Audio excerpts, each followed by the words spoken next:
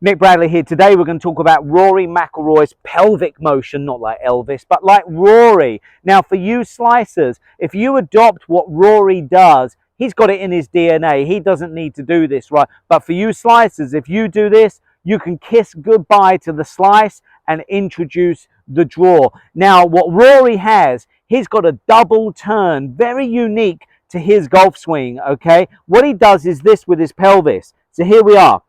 Address position. On the way back, he turns his right hip back like this, and then in transition, he moves this way and almost turns it again and then fires. Let me go through that again. In the backswing, he turns back. In transition, he turns it a little bit more and shifts. Backswing, turns it a little bit more and shifts. Backswing, turns it a little bit more and shifts. Now, what you guys do is your right hip goes high and then over. Watch this again. On the way back, your right hip probably doesn't turn back, goes high and then goes over. We're going to do the McIlroy thing. We're going to keep the right hip low on the way back, turn it again and bump. Let me demonstrate. I'm going to stick a club in the ground here, or a stick. There.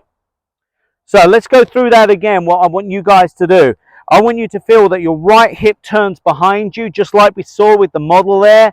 You're going to bump and then go through. What a lot of you are guilty of, slicers, is the hip going high and then coming over. Look where you're approaching that from. So the reason why I've got this stick here is we're going to bump the left cheek into it on the backswing and then bump it even more. Look at this now. I'm perfectly from the inside and all of my body alignments are close to the target. A drawer's paradise. Okay? If you're a slicer, all of these alignments are left of the target, changing your swing direction. A slicer's nightmare. All right. So here we go. So here's your feeling if you're a slicer. The Rory McIlroy double bump. So right hip is going to go behind you. You're going to slide a little bit. There's that extra turn and slide and then clip the ball. This is not what I need to do, by the way, at all. Okay, here. But for slicers, it's perfect. Here we go.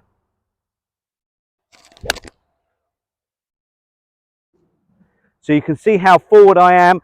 I tried to turn the left cheek into the line and slide into it. Let me have another go. That was an okay attempt, but again, I don't need to do this. You slicers do. So turn that into the line and then bump into the line. Here we go.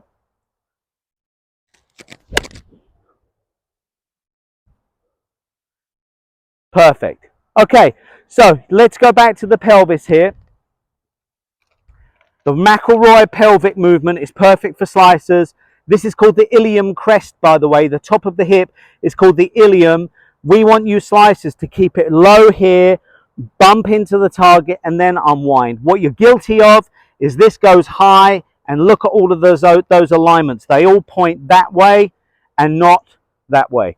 Nick Bradley, if you like it, subscribe, tell your friends about it. More gold later.